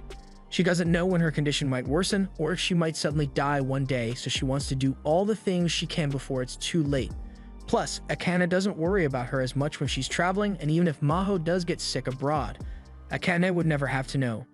She has caused Akane enough trouble as it is, but Akane loves Maho way too much, so Maho had to start hiding her medical complications from her. Saito finally gets the full picture and understands that Maho was just using herself as bait for Akane's sake. At first he thought Maho seriously hated him for stealing Akane away from her, but there was a strange lack of hostility in her actions, so it did make sense to him. Maho admits that Saito is right. She had heard that Akane got married to a guy from her class that she hated, and Akane would always get so upset whenever Saito would get better test scores than her. Maho figured that Akane must be really unhappy in her marriage, which is why she wanted to take that burden away from her and offered to marry Saito instead. But maybe what she did was wrong because Akane hates her now. Saito assures her that Akane still cares about her a lot, but if she wants to apologize for what she did, then she had better rest up so she can talk to Akane when she gets better. Maho takes his advice and lays down while Saito holds her hand to comfort her, but she is curious about why Saito is taking such good care of her when he doesn't have to. Saito tells her he just wants to make Akane happy, and she would be sad if Maho was left all alone in a hospital. After Melville falls asleep, Saito gets up to leave the room, but he is surprised to find Akane standing there. She immediately runs away and heads straight for the elevator because she can't bear to look Saito in the eye after everything she just heard him say, especially the part about him wanting her to be happy. 1 week later, Maho is fully recovered, so she meets with Akane to apologize for trying to seduce Saito and explains that she was just doing it because she thought Akane was unhappy being married to him. She tried really hard to get Saito to do it with her, but Saito wouldn't budge, and the closest she got was that one time they took a bath together. But Saito stops Maho before she can finish that sentence because he doesn't want Akane hearing about that. Anyway, what she's trying to say is that Saito hasn't done anything wrong, so Akane shouldn't be mad at him. Akane understands and says she'll forget about everything that happened between her and Saito, but she asks Maho to stop trying to marry Saito in her place because she doesn't want Maho to suffer from being around Saito all the time. However, Maho says she might have actually fallen in love with Saito, so if Akane doesn't want to stay married to him, she'd still be more than happy to take her place. And for some reason, this makes Akane mad at Saito, so she yells at him for seducing her sister. Akane then storms off into the classroom, and while Maho is still there, she tells Saito she finally figured out who the girl from that party he mentioned earlier was. Saito is confused since he thought Maho said she was the girl, but that was a lie, and she says she'll tell him who it really was if he gives her a kiss. But Saito just yells at her to go back to her class. Saito then heads back into his class to talk to Akane, and she says she has something she needs to ask. She wants to know if what he said about wanting her to be happy was true, and Saito is a little flustered, but he admits that he was telling the truth. Akane is glad to hear that, so she asks Saito if he can please just come home already. After all, it would be bad if their grandparents found out he hasn't been home for a week, and Saito agrees to come back today. But the two of them fail to realize that Himari was standing right behind them, so she now knows that Saito and Akane live together. This was the end of episode 9. Subscribe to not miss the next part.